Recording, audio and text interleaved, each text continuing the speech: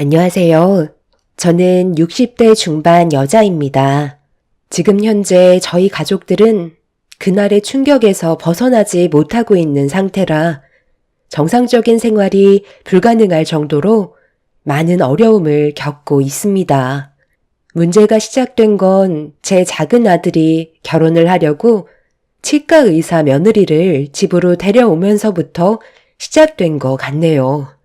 좋은 분위기 속에서 예비 며느리와의 즐거운 저녁 시간을 끝낸 뒤 작은 아들이 집에 바래다 주겠다며 같이 나갔을 때 저도 긴장을 했었는지 소파에 털썩 주저앉아 숨을 고르고 있었는데 저희 집에서 오랜 시간 함께 생활했던 양평댁은 저에게 물 한 잔 건네주면서 잠깐 대화하길 원했어요. 워낙 가족 같은 분이고 저희 집안에서 많은 도움을 주고 계신 분이시기 때문에 저는 자리를 옮겨 양평댁이 무슨 말을 하려고 따로 보자고 한 건지 들어볼 필요가 있었죠. 저기, 사모님, 이런 말씀 드리는 게 기분 나쁘실 수도 있으시겠지만 작은 아드님 결혼을 다시 생각해 보시는 게 어떻겠어요? 제가 봤을 때 사모님 집안과는 어울리지 않는 것 같아서요. 그리고 아까 결혼까지 허락하셨는데 좀 더 시간을 두고 결정하셔도 나쁘지 않을 것 같은데. 그 여자 눈빛이 별로 좋지 않더라고요.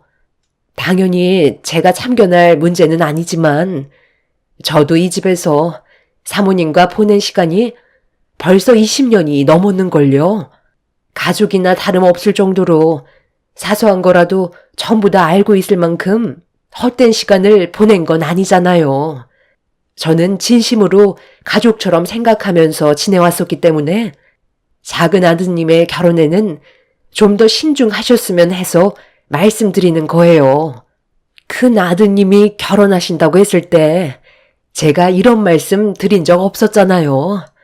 직업 좋고 집안 좋은 여자이긴 하지만 느낌이 좋지가 않아요. 석현 아빠도 예비 며느리가 마음에 든다고 했었고 나도 여러 가지 부면을 봤을 때 바르게 잘한 것 같아 결혼을 허락한 건데 느낌 하나로 판단하기에는 둘의 결혼을 물을 필요는 없을 것 같은데 우리 가족을 걱정해 주는 건 잘 알겠지만 이건 작은 아들의 결정도 크기 때문에 양평댁 말만 듣고 허락한 결혼을 다시 번복하는 건 힘들 것 같네요. 우리 작은 아들 석진이를 어렸을 적부터 옆에서 많이 챙겨줬으니 그만큼 신경이 많이 쓰인다는 거 나도 잘 알지만 이건 내 아들 인생이 걸린 문제라 나 혼자 결정할 문제가 아닌 것 같아요. 양평댁이 혹시 아는 사람은 아니죠? 내 보기엔 싹싹하니 괜찮은 것 같구만. 너무 예민하게 생각하지 마요. 저희 집안과 20년이 넘는 시간을 함께했던 양평댁은 제 아들을 친아들처럼 아껴주셨어요. 그래서 작은 아들도 양평댁을 잘 따르는 편이었죠. 문제는 작은 아들의 결혼에 상당히 집착을 많이 하고 있었습니다.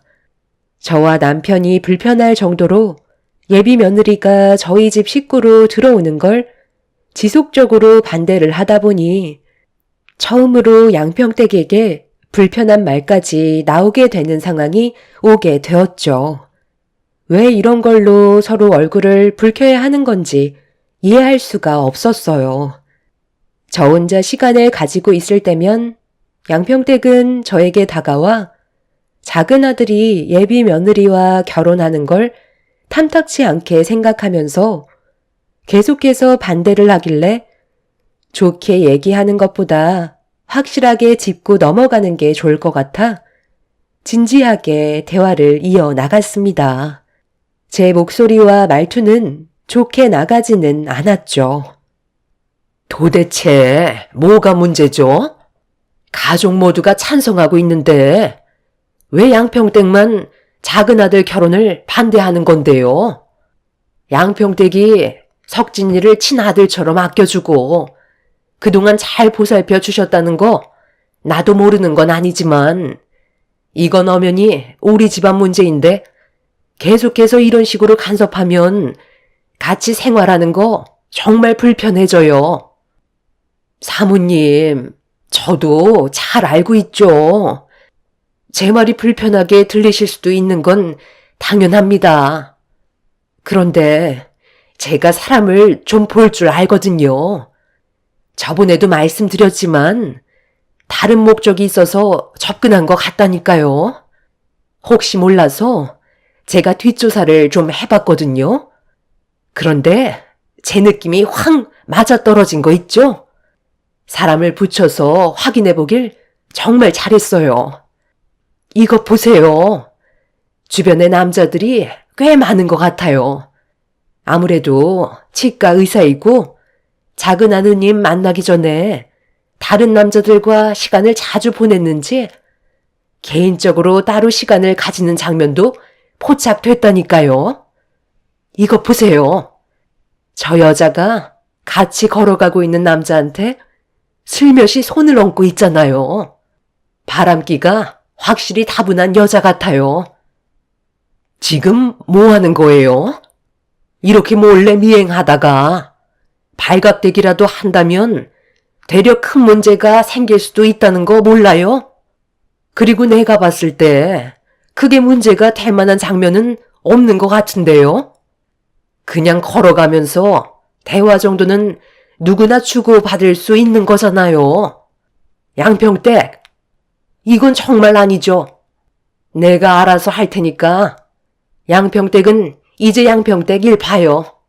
이런 거 알아봤다는 걸 석현 아빠가 알기라도 한다면 문제가 커질 수도 있으니까 딱 여기까지만 하는 걸로 해요. 더 이상은 필요 이상의 관심이에요.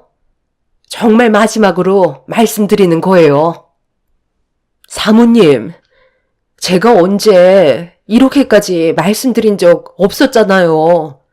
저를 믿고 한 번만 더 진지하게 생각해 주세요.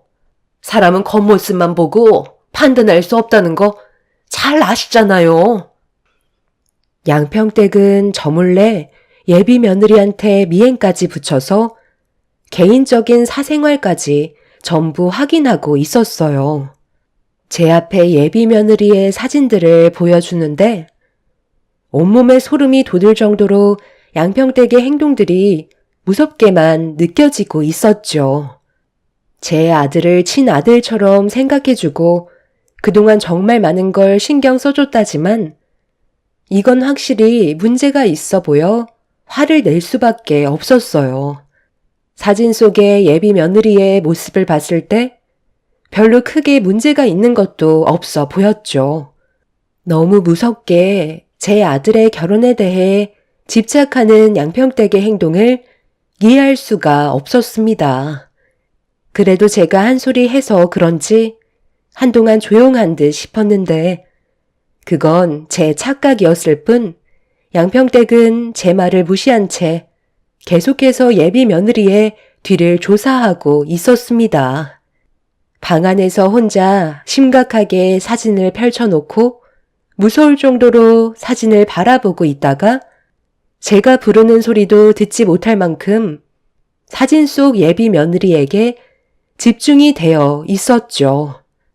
하지 말라고 부탁을 드렸었는데 끝내 제 말을 들으려 하지 않자 결국 목소리가 높아지게 되었고 이 문제로 남편과 진지하게 대화를 이어나갈 수밖에 없었습니다. 양평댁이 가지고 있던 예비 며느리를 미행한 사진을 남편한테 보여주면서 양평댁의 행동에 대해 문제가 있는 것 같다고 설명했어요. 남편도 저희 가족의 허락 없이 이런 일을 저지르고 있었다는 거에 화가 나게 되었죠.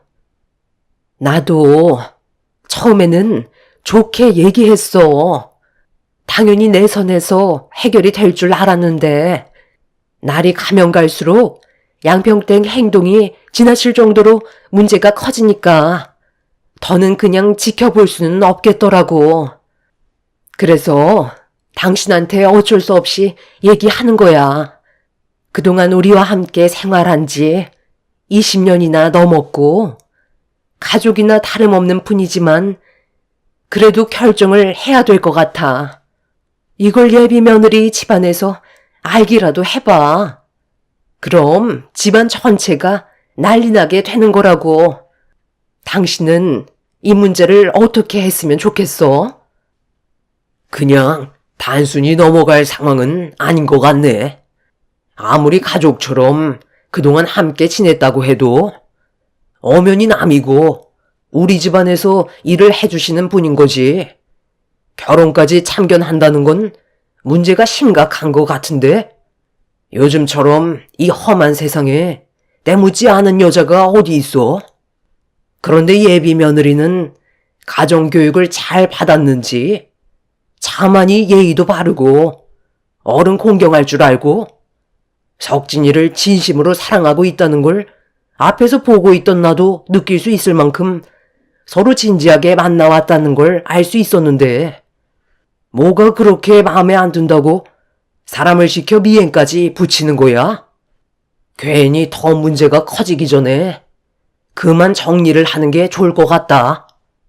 우리도 마음이 좋진 않지만 석진이 결혼을 위해서라도 우리는 옳은 결정을 내려야 하는 거니까 당신이 좋게 말씀드리고 다른 사람 한번 알아봐.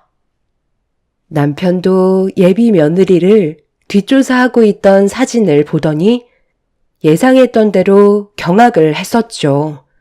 결국 저희가 내린 결정은 20년간 함께 있었던 양평댁과의 인연을 정리할 수밖에 없었습니다. 그동안 저희 집에 많은 일들을 해왔던 양평댁이 집에 없으니 무언가 허전했고 집안 관리가 제대로 되지 않아 처음에는 어려움이 상당히 많았었어요. 그래도 감수해야 될 부분들은 어쩔 수 없으니 시간이 걸리더라도 다른 사람을 구할 때까지는 제가 직접 모든 걸 해결할 수밖에 없었습니다.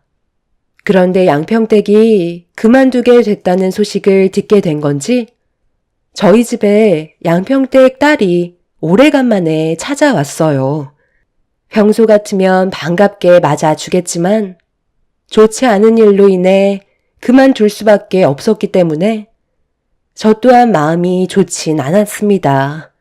무슨 일 때문에 온 건지 물어보니 양평댁이 집에서 많이 힘들어하고 있다며 다시 받아달라는 말이었어요. 우리도 정말 힘들게 결정한 거고 지금도 마음이 편치는 않아. 너도 우리 집에서 꽤 오래 지냈었잖아. 우리 애들 독립하기 전까지 같이 있었고 너를 딸처럼 생각하며 많은 시간을 보냈었는데 이런 일이 생겼으니 우리도 얼마나 마음이 안 좋겠니? 그런데 이건 우리 가족 문제인 거잖아. 정말 이 결정이 잘못된 거라 해도 우리가 감수해야 되는 거라고. 충분히 시간을 가지고 결혼을 허락한 건데 너희 엄마가 중간에서 결혼은 절대 안 된다면서 미행까지 붙였는데 그걸 그냥 보고만 있을 수는 없는 거잖아. 날이 가면 갈수록 점점 더 심해지는 것 같아. 이대로 가다간 더 사이가 안 좋아질까봐 이쯤에서 그만하기로 결정한 거다. 네, 무슨 말씀이신지 이해할 수 있을 것 같아요. 여기 오기 전에 저희 엄마한테 어떤 상황인지 듣긴 했었어요. 제가 봐도 좀 지나친 것 같긴 해요. 아마 저희 엄마는 진짜 가족처럼 생각해서 걱정되는 마음에 그렇게 하셨던 것 같아요. 지금 너무 힘들어하고 계셔서 제가 다시 부탁드리려고 온 거예요. 양평댁이 저희 집에 면접을 보러 왔을 때 옆에는 딸이 하나 있었어요. 삶이 많이 힘들어 보여 남편과 상의한 끝에 저희 집에서 함께 생활하기로 했었죠. 학창 시절을 제 아들과 함께 보냈었기 때문에 저 또한 양평댁 딸을 친딸처럼 생각할 수밖에 없었습니다. 저희 가족 같은 경우 아들만 둘이라 양평댁 딸이 제 눈에 많이 들어왔었고 많은 것들을 신경 써 주었죠. 그렇게 잘 살아오다가 아들들이 독립을 하면서 양평댁 딸도 눈치가 보였는지 같이 독립을 하게 되었습니다. 비록 남이지만 친가족처럼 허물없이 지내온 날들이 한순간에 멀어지게 되니 저 또한 마음이 좋진 않았었습니다. 오죽했으면 저에게 직접 찾아와서 양평댁을 다시 받아달라고 하는지 이해할 수 있었어요. 저희는 한참 동안 대화를 나눈 뒤 시간이 필요할 것 같다고 결론을 지었어요. 곧 있을 아들의 상견례와 결혼식은 끝내고 다시 받아주든지 해야 될 것 같았었죠. 저도 그렇고 남편도 양평댁과의 인연을 너무 쉽게 끊어낸 것 같아 계속 마음이 좋진 않았었거든요. 그렇게 저희는 상견례를 무사히 마치고 작은 아들의 결혼식까지 무사히 치른 뒤 한동안 문제없이 잘 지내고 있었어요. 작은 아들과 며느리도 행복한 신혼생활을 즐기고 있었죠.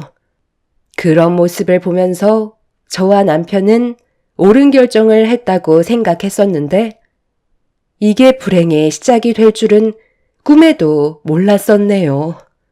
가족 모두가 안정적인 삶을 유지하고 있는 것 같아 남편과 상의 끝에 양평댁도 다시 저희 집에 들어왔으면 좋겠다고 전화를 하게 되었죠.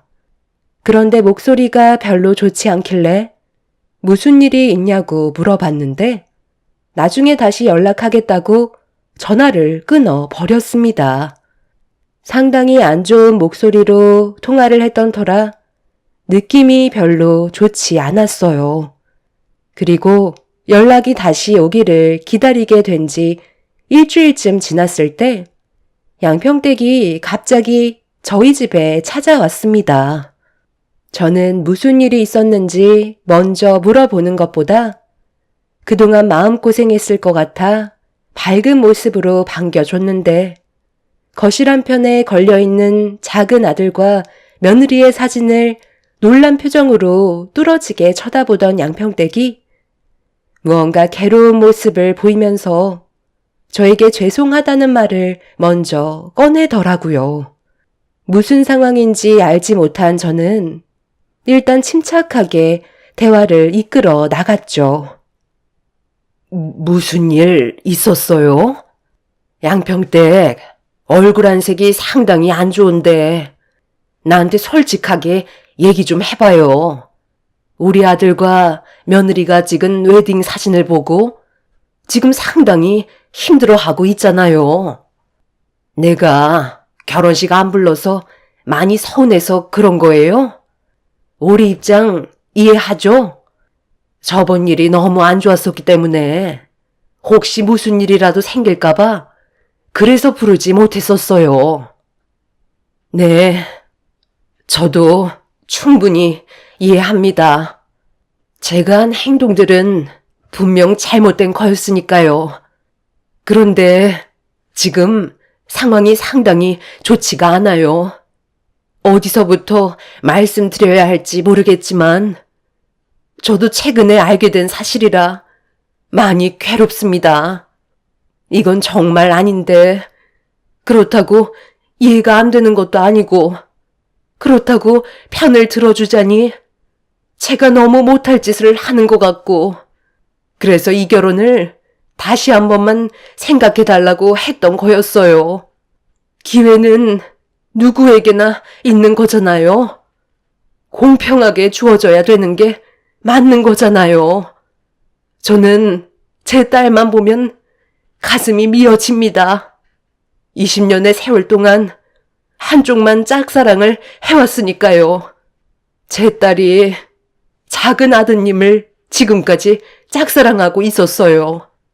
그런데 작은 아드님이 갑자기 결혼을 한다는 소식을 듣게 되자 제 딸이 너무 괴로워하더라고요.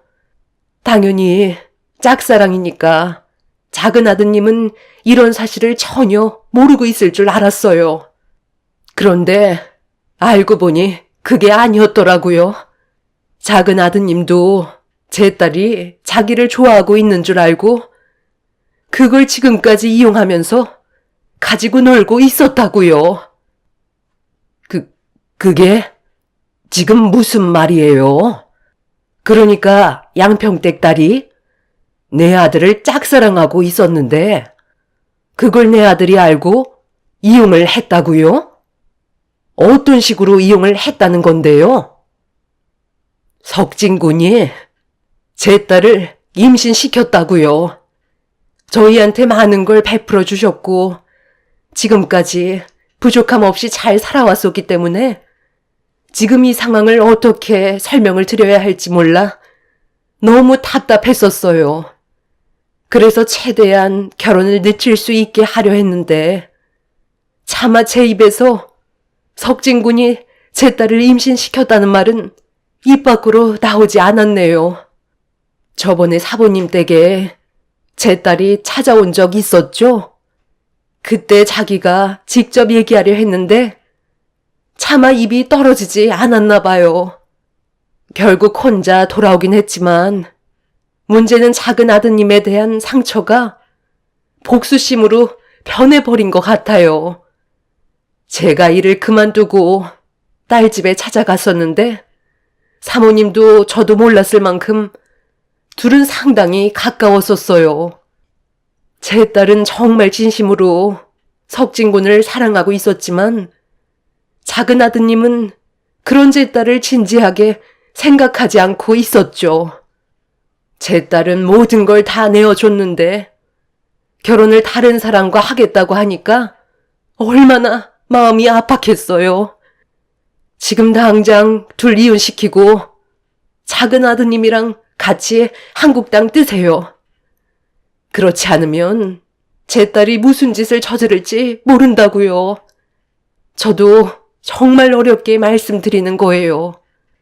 상당히 큰 충격을 받으셨겠지만 저희가 모르는 무언가가 석진군과 제 딸은 상당히 복잡하게 얽혀 있는 것 같아요. 최대한 빨리 서두르지 않으면 더 큰 피해가 찾아올지 몰라요. 제 딸은 지금 누구도 막을 수가 없어요. 저는 너무 놀라 급하게 작은 아들한테 전화를 걸었지만 제 전화를 받지 않았어요. 양평댁의 말을 믿을 수가 없어 상당히 혼란스러운 상황 속에 제가 할 수 있는 건 아들한테 모든 걸 직접 들어야만 했어요. 양평댁은 자기 딸을 찾으러 가겠다며 눈물을 흘리면서 저희 집을 나갔습니다. 제 아들이 양평댁의 딸을 사랑한 것도 아니고 짝사랑해서 그걸 이용했다는 말을 도저히 믿을 수가 없었어요.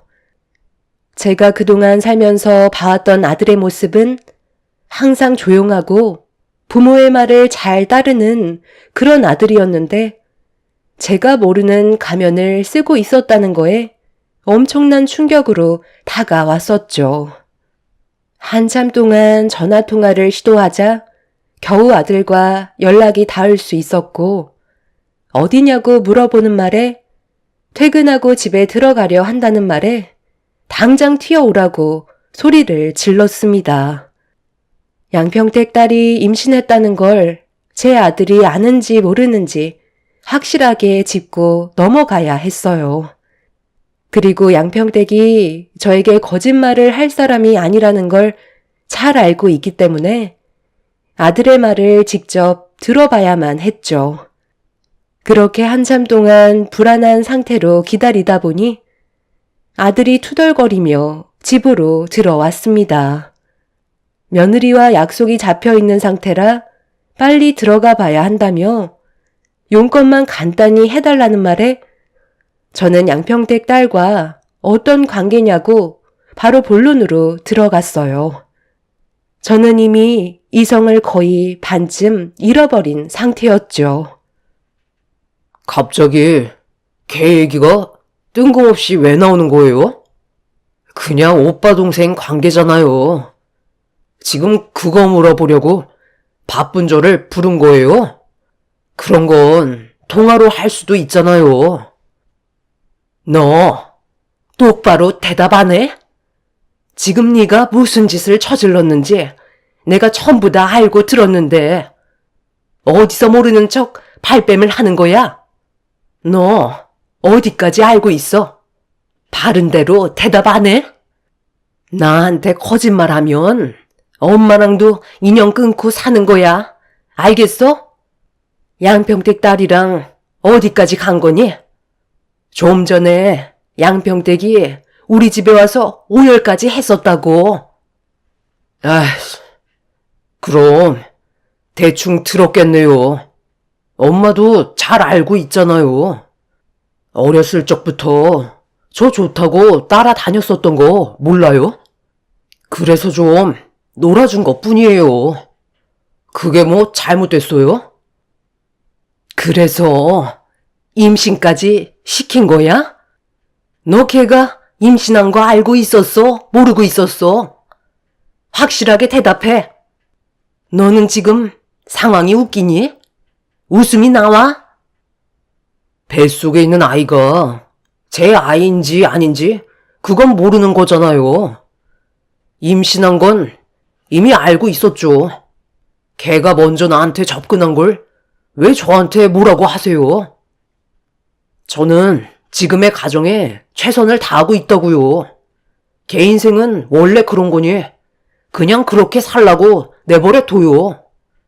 가진 것 없는 사람들 걷어들여줬으면 감사하게 생각해야죠. 저는 처음 본 아들의 모습에 너무 놀라 저도 모르게 뺨에 손을 올려 붙였습니다. 양평댁의 말이 전부 다 사실이었고 저 혼자 모든 걸 처리하기에는 이미 판이 커져버린 상태였어요. 무책임한 아들의 행동 때문에 집안은 무너지기 시작하고 있었죠. 결국 남편까지 이 사실을 알게 되었고 저는 다시 양평댁한테 전화를 걸었지만 이미 핸드폰의 전원이 꺼져 있었어요. 남편은 그날 작은 아들을 가만두지 않겠다며 난리를 쳐대며 분노를 하게 되었고 작은 아들은 자기가 뭘 잘못했는지 전혀 알지 못하고 있었습니다. 양평댁의 말을 더 이상 들을 필요도 없었어요. 작은 아들이 저지른 행동은 이미 충분히 잘못한 거였고 돌이킬 수 없는 결과였으니까요. 남편은 결국 사돈어른께 전화를 해서 저희 집안에 문제가 있다는 걸 얘기한 뒤 상황을 정리해 나가고 있었습니다. 작은 아들은 절대 이혼하지 않을 거라고 난리를 치자 남편은 결국 아들의 얼굴에 손을 올렸고 동네가 떠나갈 정도로 분노를 터뜨리고 말았어요. 네가 지금 제정신이야? 일을 이 지경으로 만들어 놓고 이혼을 안 하겠다고? 미진이 걔가 혼자서 얼마나 힘들었을지 단 한 번이라도 생각을 했었다면 이 문제를 모른 척하고 지나가지 않았을 거다.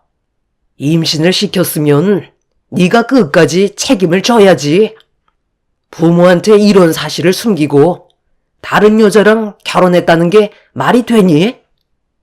걔가 날 좋아한 거지. 저는 그냥 대충 놀아준 것뿐이 없다고요. 하룻밤 정도야 웃으면서 넘어갈 수 있는 정도잖아요. 저는 잘못 없다니까요. 저는 절대로 이혼 못하니까 그런 줄 아세요. 제가 사랑하는 사람은 단 한 명뿐이라고요. 그만 나가볼게요. 무슨 말을 더 하겠어요? 둘 다 너무 흥분한 것 같아 제발 침착하라고 중간에서 말렸지만 남편은 이미 이성을 잃어버렸는지 아들의 멱살을 잡아 패대기를 쳐버렸습니다. 그렇게 한바탕 난리를 치다가 결국 혈압이 올랐는지 뒷목을 잡고 쓰러져 버려 급하게 구급차를 불러 응급실로 향하게 되었어요. 남편은 뇌출혈로 수술을 받아야만 했고 이 소식을 듣게 된 큰아들 석현이네는 해외에서 근무를 하다가 급하게 한국으로 귀국했어요. 그리고 작은 아들이 충격적인 행동을 저질렀다는 거에 역시나 분노를 감추지 못했었죠. 남편은 다행히도 큰 문제는 면할 수 있었지만 그날 이후 병원에서 장시간 치료를 받아야만 했고 작은 아들은 결국 이혼을 하고 말았습니다.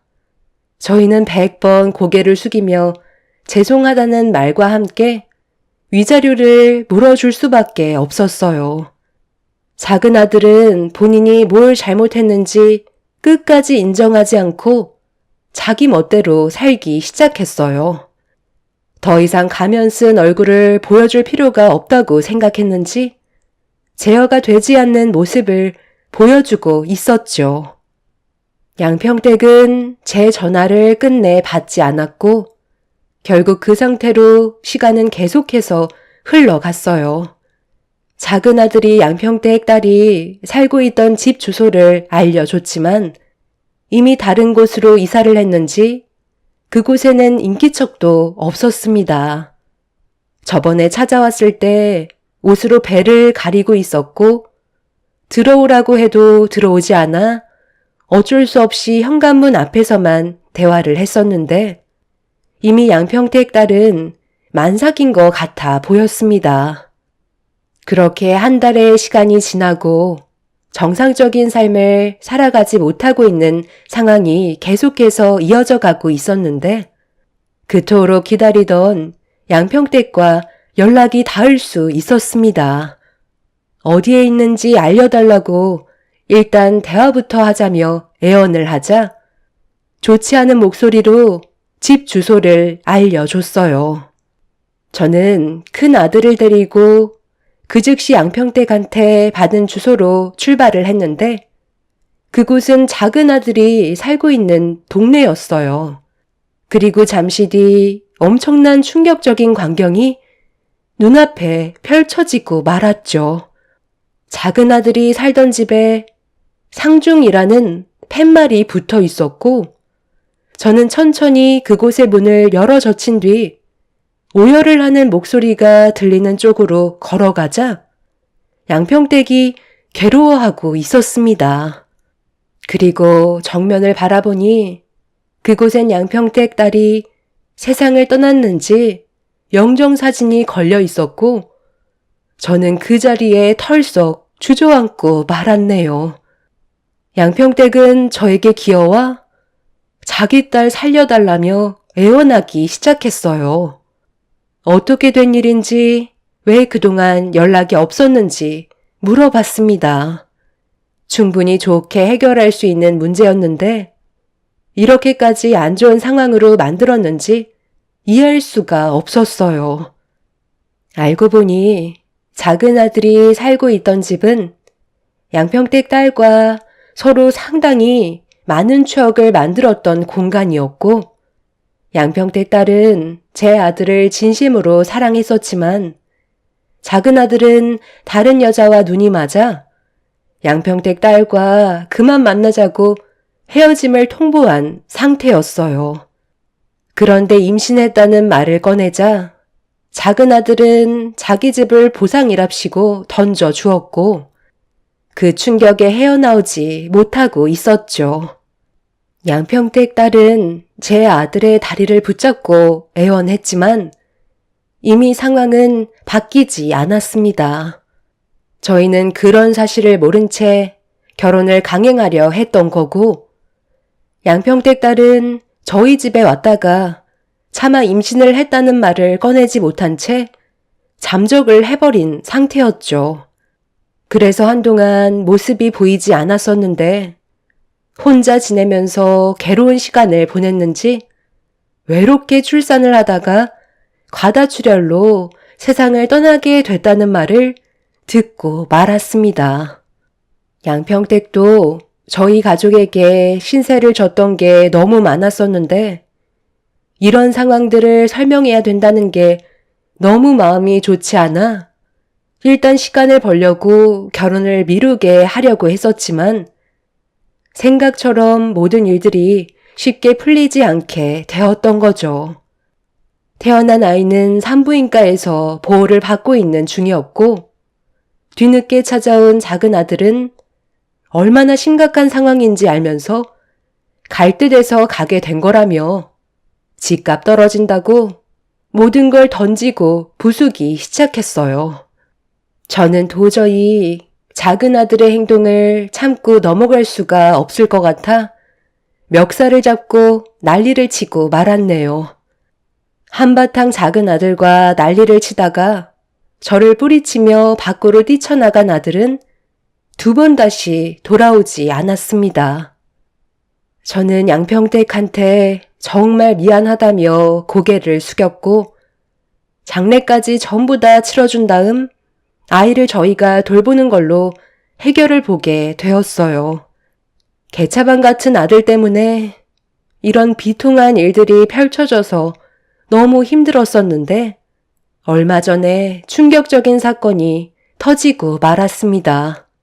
평소에 민물 낚시를 즐겨하던 아들이 저희와 연락을 끊고 지냈었는데 아들의 차가 저수지에 빠졌는지 세상을 떠난 상태로 발견됐다는 충격적인 소식을 듣게 되었어요. 자기가 저지른 죄에 대해 벌을 받은 건지 아니면 죄책감에 운전 미숙으로 저수지에 빠지게 된 건지 모르겠지만 아들은 결국 저희 곁으로 돌아올 수 없었습니다. 지금 현재 양평댁은 저희와 연락이 되지 않는 상태입니다. 아이만 저희한테 넘겨주고 자취를 감춘 상태죠. 하루라도 빨리 찾고 싶지만 그것 또한 쉽지 않네요. 앞으로 저희 가족이 어떻게 살면 좋을까요? 아들의 장례를 마친 지 아직 1달이 되지 않아 정신적으로 많이 힘든 상태입니다.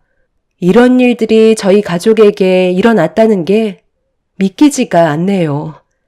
제 사연 들어주셔서 감사합니다. 안녕하세요. 저는 평택에 살고 있는 40대 초반 여자입니다. 본성이란 단어의 의미는 본래부터 타고난 성질, 즉 천성을 의미한다고 합니다. 사람의 악함이 이렇게까지 잔인할 수 있을 거라곤 전혀 상상하지 못했는데 이번에 시숙과 형님의 행동은 입을 다물지 못할 정도로 저에게 충격을 안겨주었죠. 남편과 결혼을 하고 시숙의 존재에 대해 얘기는 들었었지만 단 한 번도 얼굴을 본 적이 없었어요. 제가 시댁 집안의 며느리가 되기 전에 폭풍이 한 번 지나간 적이 있었고 그 때문에 인연을 끊은 채 지내왔었는데 남편과 결혼 10년 차가 되던 어느 날 시모에게 전화 한 통이 오게 되었고 저희 부부는 급하게 시댁으로 향하게 되었죠. 그리고 시부모님과 남편의 굳어버린 얼굴은 시댁 집안에 또다시 엄청난 폭풍이 다가오고 있다는 걸 알 수 있었습니다. 시숙과 형님은 10년 동안 시부모님의 며느리로 생활하고 있던 저를 경계하듯 바라보고 있었습니다. 그리고 모두가 아무 말 하지 않고 침묵만 지키고 있던 도중 시숙이 먼저 입을 열었고 심각한 대화가 시작되었죠. 이게 얼마만이야? 한 15년 정도 된 것 같은데? 그동안 잘 지냈어요? 장윤이 너는 때깔이 많이 좋아졌네. 그 사이 이쁜 색시까지 얻은 거야?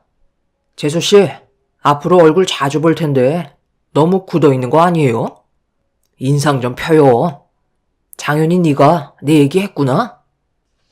너희들 여기가 어디라고 온 거야? 2번 다시 얼굴 안 보고 살기로 해놓고 왜 갑자기 나타난 건데? 꼴 보기 싫으니까 당장 나가라. 어머님, 저희 15년 만에 왔어요. 오랜 세월이 흐른 만큼 이제 잘 좀 지내보려고 찾아온 거라고요. 가족은 원래 싸우다가도 화해하고 그런 거죠. 갈 데 없어서 왔는데 내치실 건 아니죠? 이 사람도 어머님이랑 그렇게 되고 나서 하루도 편하게 살아갔던 적 없었다고요. 결국 사업이 실패했지만 그래도 그만큼 경험을 얻었으니 다음에는 무조건 성공할 수 있는 바탕을 만들었어요. 지금은 잠시 숨을 돌리기 위해 온 건데 무조건 내치려 하시는 건 너무하다고 생각해요. 그래서 지금 너희들을 받아달라는 거야? 그 난리를 쳐놓고 이제 와서 뭐가 바뀔 것 같은데? 우리가 받은 상처는 그때나 지금이나 조금의 변화도 없이 상처로 남아있는데 너는 벌써 아무렇지도 않은 거냐? 장현이는 아직까지도 고통에 시달린다고? 그러니까 좋게 얘기했을 때 입금해 주셨으면 그런 일도 없었잖아요. 큰아들이 사업 좀 한다는 게 그게 그렇게 마음에 안 들었어요? 15년 만에 나타난 시숙은 제가 남편과 결혼하기 전에 돈 문제로 집안 싸움이 꽤 크게 벌어졌던 적이 있었어요. 그때 시부모님이 가지고 계신 재산 일부를 시숙이 요구했지만 강하게 거절을 하시면서 원하는 대로 상황이 이어지지 않자 집안을 난장판으로 만들며 난리를 치고 말았습니다. 그런 생활이 반복이 되면서 경찰들도 몇 번이나 와선 중재를 시켜봤지만 그때뿐이었어요. 사업할 재산을 주지 않으면 자금을 줄 때까지 끝도 없이 행패를 부리며 집안의 위기를 가져오게 만들었죠. 그런 시간들이 반복이 되자 시부모님은 자식이라고 더는 경찰에 신고해서 중재받는 것도 내키지 않자 어쩔 수 없이 시부는 자금을 마련해 주셨습니다. 그리고 2번 다시 나타나지 않기로 약속을 하게 되었죠. 시숙은 시부의 조건에 수락을 했지만 그때 당시 남편은 시숙을 적극적으로 말리며 넘어간 재산을 돌려달라고 집 밖으로 나가지 못하게 몸싸움을 벌이고 있었어요. 결국 돈 때문에 남편은 2층에서 계단으로 떨어지게 되는 사고를 당하게 되었고 시숙은 손에 들어온 재산을 가지고 시댁에서 벗어나게 되었습니다. 그리고 남편은 평생 장애를 가지고 살아가야 될 정도로 발목에 큰 부상을 당하고 말았어요. 이런 안 좋은 상황 속에 시숙은 자기 동생이 걱정도 안 됐는지 15년 동안 연락 한 통 없었습니다. 그런데 갑자기 나타나선 사업이 망해서 오갈 데 없다며 다시 부모의 품으로 돌아온 시숙과 형님을 보고 있으니 앞날이 걱정돼서 또 다른 사고가 나는 건 아닌지 걱정이 되고 있었어요. 시숙은 과거에 안 좋았던 사고들에 대해 남편을 보며 진심의 사과를 하지 않길래 기분이 상한 저는 처음 본 시숙과 형님에게 불만을 터뜨리고 말았죠. 15년 만에 나타나서 하시는 말이 그것 말고는 없는 거예요? 일단 잘못을 하셨으면 용서부터 구하셔야 되는 게 우선 아닐까요? 동서, 우리 오늘 처음 얼굴 본 사이 아니야? 서로 조심해서 나쁠 거 없는데 벌써부터 이러면 뒷감당은 할 수 있겠어? 형수와 형이 잘못한 건 세월이 흘러도 바뀌지 않아요. 정상적인 가족관계를 원하시는 거면 지금 당장 무릎 꿇으시고 무엇을 잘못하셨는지 확실하게 얘기해 주셨으면 좋겠어요. 저희 부모님이 원하시는 게 뭔지도 잘 모르시면서 무작정 눌러 앉겠다고요? 저도 그날 이후 성격이 많이 변했기 때문에 이제는 그냥 넘어가지 않을 거예요. 서방님, 그동안 안 본 사이에 성격이 많이 변하셨네. 예전의 모습은 전혀 찾아볼 수가 없겠어요.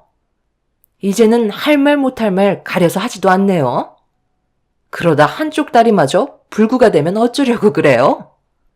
괜히 이 사람 성격 긁지 않는 게 좋을 것 같은데요? 너 지금 말 다 했니? 내가 두 눈 시퍼렇게 뜨고 있는데 어디서 그런 험한 말을 아무렇지도 않게 내뱉는 거니?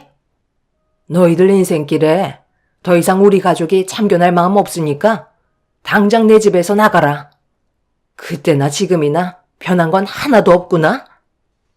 엄마, 예전보다 성격이 많이 까칠해지셨네요.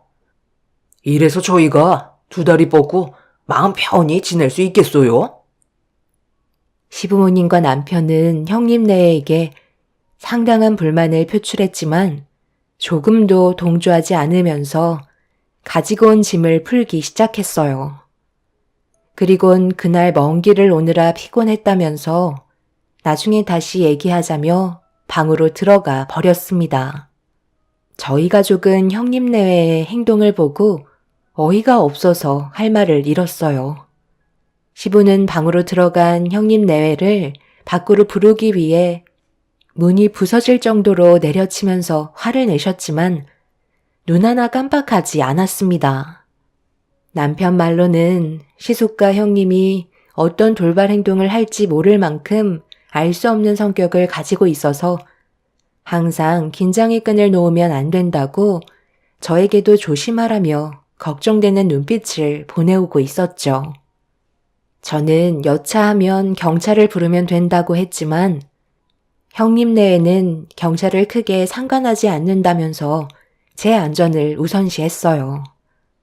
시부모님께서도 제가 다칠까봐 걱정을 하고 계셨죠. 이런 안 좋은 상황 속에 저희 부부도 집으로 돌아가는 건 또 다른 문제를 일으키게 되는 상황을 만들어줄 수도 있을 것 같아 시부모님 댁에서 나가지 않고 자리를 지키며 형님 내외가 나올 때까지 기다리고 있었습니다. 시모는 자식 새끼 하나 잘못 낳아서는 집안을 쑥대밭으로 만든다며 가슴이 답답하셨는지 눈물을 보이셨어요. 그렇게 몇 시간 정도의 시간이 흐르고 시숙이 방문을 열며 거실로 나왔어요. 저희 부부가 시부모님 곁에서 떠나지 않고 있는 모습을 보고 있던 시숙이 저희 부부 맞은편에 앉더니 정색한 얼굴로 경고하듯 분위기를 조성하기 시작했죠. 아직까지 여기서 뭐하고 있는 거야? 이런다고 상황이 달라지는 것도 아닌데 이제 그만 돌아가지 그래? 언제까지 있을 건데? 그걸 왜 형이 신경 쓰는 건데? 내가 부모님 집에 있겠다는데 불만이라도 있는 건 아니지? 형은 언제 이 집에서 나갈 거야? 내가 부모님 집에 있겠다잖아. 문제가 해결되면 자연스럽게 사라져 줄 테니까 걱정 마.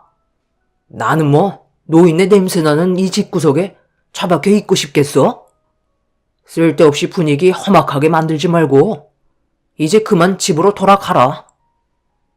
너한테 줄 돈 없으니까 문제를 해결하겠다는 생각 말고 내 집에서 나가라니까 몇 번이나 말을 해야 알아듣는 거야? 엄마, 저 당분간 아무 생각 없이 쉬고 싶어요. 그동안 너무 힘들게 살아와서 편하게 있고 싶으니까 이제 그만 좀 하세요.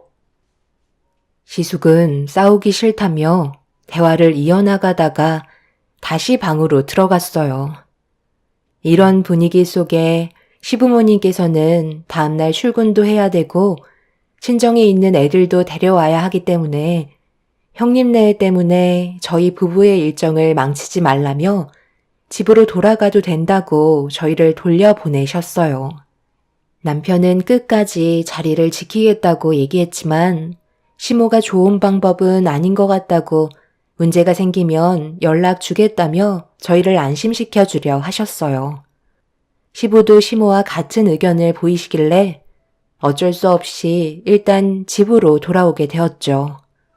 하지만 집에 와서도 불안해하는 남편을 보고 있으니 저도 편하게 쉴 수가 없겠더라고요.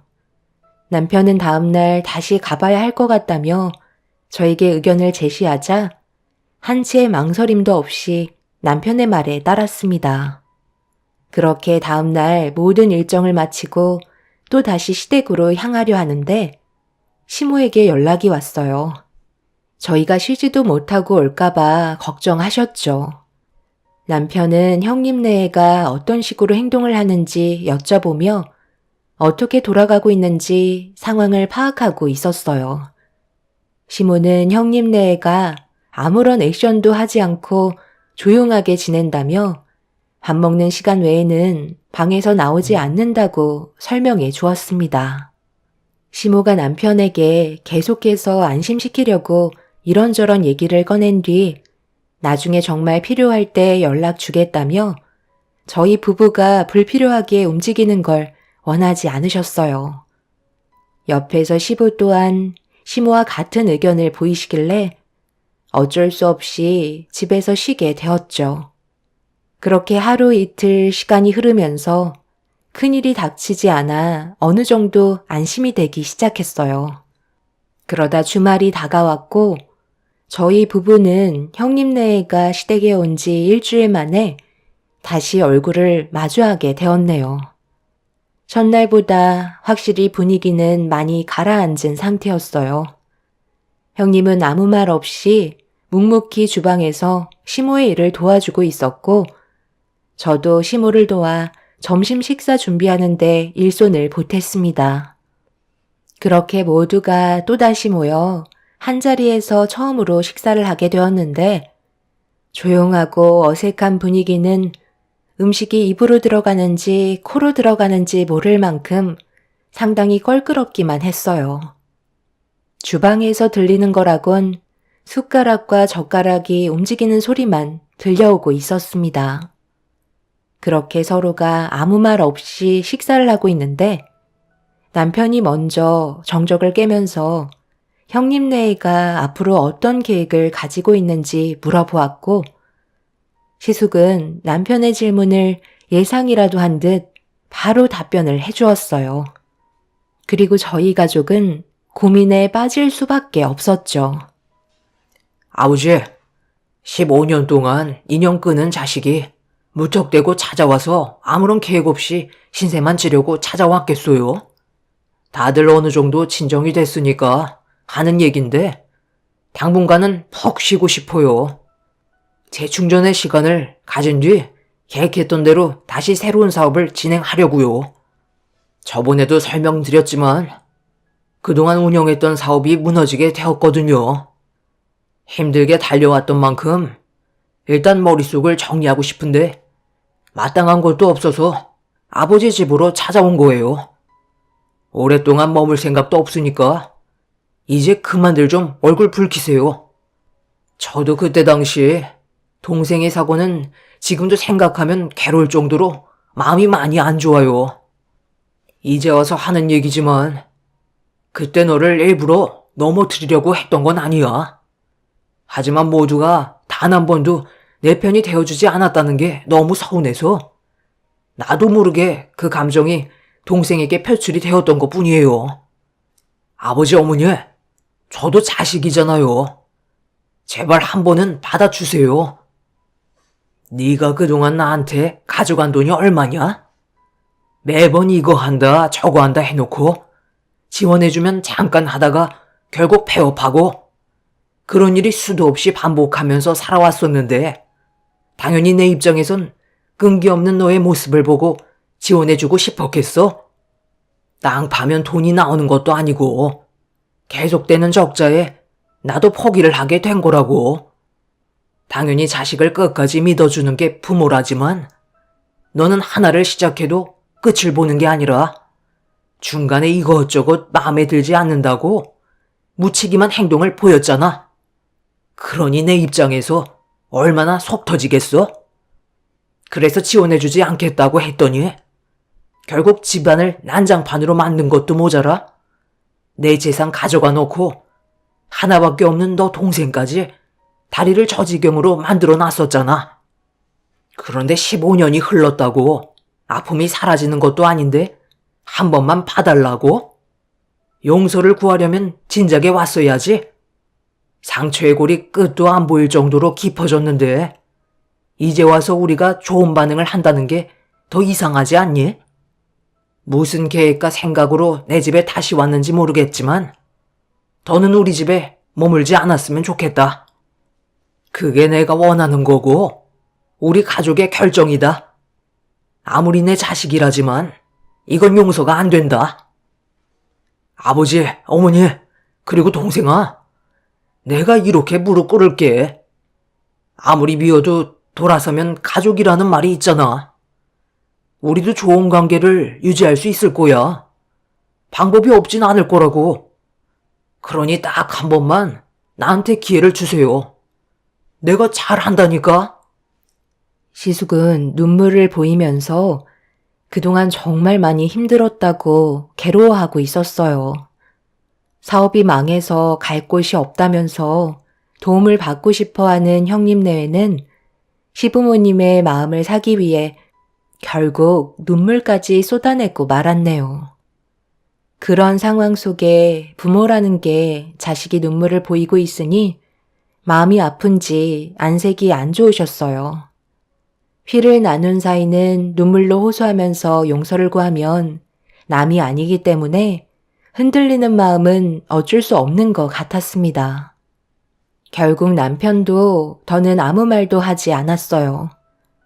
시부모님과 남편은 직접적으로 형님 내외를 용서해 주겠다고 얘기하진 않았지만 분위기는 어느 정도 받아들여주고 있는 것 같았습니다. 그날이요, 절대 가까워질 수 없을 거라고 생각했던 형님 내외와 조금씩 서로 알아가기 시작했어요. 그렇게 시간이 흐르면서 좋은 관계로 발전해 가자 남편도 긴장을 풀게 되었고 시부모님께서도 큰 사고를 일으키지 않던 형님 내외를 보며 마음을 놓고 있었어요. 저 역시도 시댁 식구들의 그런 모습을 보면서 경계를 풀게 되었죠. 그런데 어느 날 저희 가족에게 엄청난 사건 하나가 터지고 말았습니다. 저희 부부는 하는 일이 원래 워낙 바빴기 때문에 시댁에 자주 왕래를 할 수 있는 상황은 아니었어요. 그동안 무리해서 시댁에 갔었던 거였죠. 그런데 별 문제가 없으니 더는 그렇게 할 필요가 없다고 판단하게 되면서부터 시간적 여유가 있을 때를 제외하곤 시댁에 가지 않았었어요.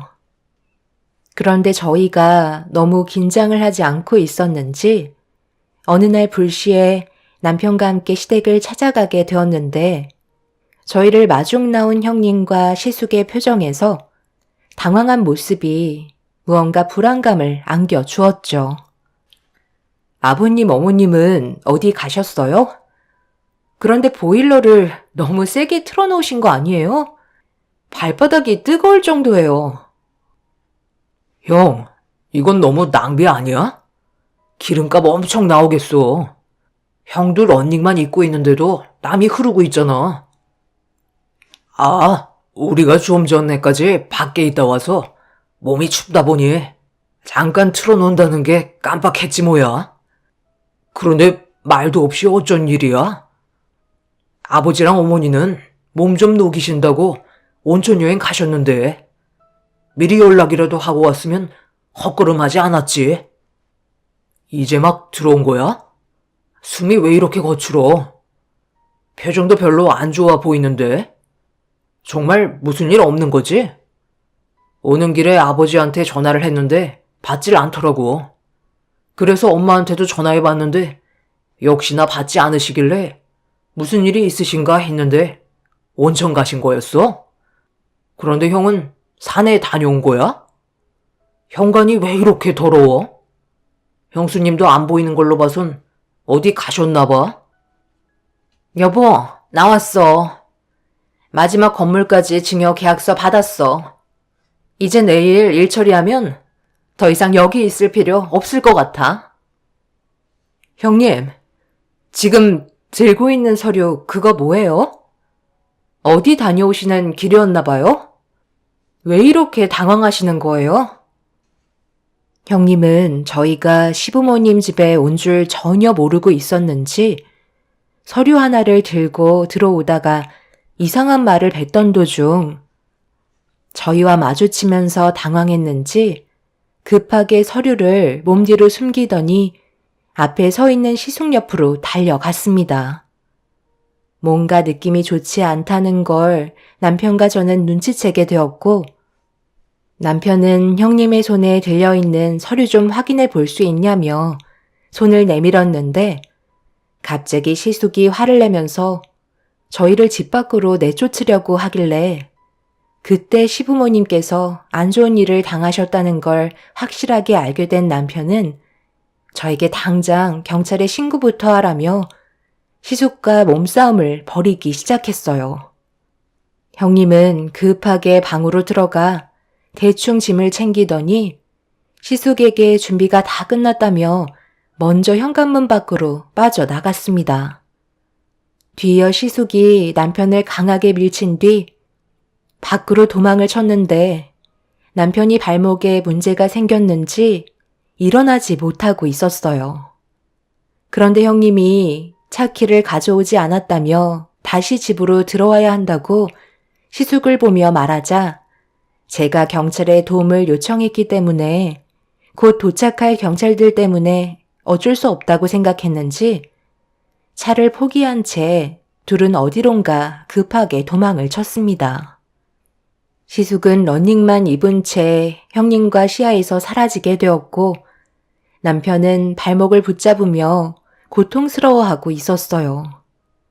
그리고 잠시 뒤 경찰이 도착해 좀 전에 있었던 상황에 대해 설명해 주었고 경찰들은 동네를 돌아다니면서 형님네를 찾기 시작했죠. 남편이 병원에 가야 할 것 같아 119에 도움을 요청하려 했지만 시부모님의 신원 파악이 우선이라며 제가 서둘러 움직여주길 원하고 있었어요. 저는 급하게 동네를 돌아다니면서 시부모님을 찾아다녔지만 어디에도 조금의 단서조차 발견이 되지 않아 불안해하고 있는데 남편이 현관문에 진흙과 낙엽으로 떨어진 걸 보고 시숙에게 한마디 했던 게 갑자기 떠올라 시댁집 뒷산으로 급하게 방향을 틀었어요. 그렇게 한참 동안 올라가다 보니 폐옥 하나가 눈에 들어왔고 시부모님을 찾는 제 목소리에 충격적이게도 시모가 제 도움을 애타게 기다리고 계셨습니다. 저는 경찰에게 곧바로 전화를 걸어 뒷산 폐옥의 위치를 알려준 뒤 굳게 잠겨있는 문을 열기 위해 안간힘을 쓰며 자물쇠를 내려치기 시작했어요. 잠시 뒤 경찰분들이 올라와 자물쇠를 주변의 도구로 물리적인 힘을 가해 강제로 열었고 시부모님은 구출이 될 수 있었어요. 그런데 폐옥 자체가 워낙 냉골집이라 꽤 장시간 방치되어 있으셨는지 시부의 건강 상태가 안 좋아 보이셨어요. 결국 119의 도움으로 시부모님께서는 응급실로 실려가셨고 형님네는 어디로 갔는지 자취를 감춘 채 모습을 드러내지 않았습니다. 남편은 형님네를 절대 용서하지 않겠다며 분노하면서 어느 정도 안정을 찾은 시모에게 어떤 상황이었는지 전부 다 들을 수 있었죠. 저희가 자주 찾아뵙지 않는 틈을 타 그 사이 시부가 가진 재산들을 전부 갈취하려고 시모와 시부를 뒷산 냉골집으로 데려간 뒤 그곳에서 서류를 작성하게 만들었습니다.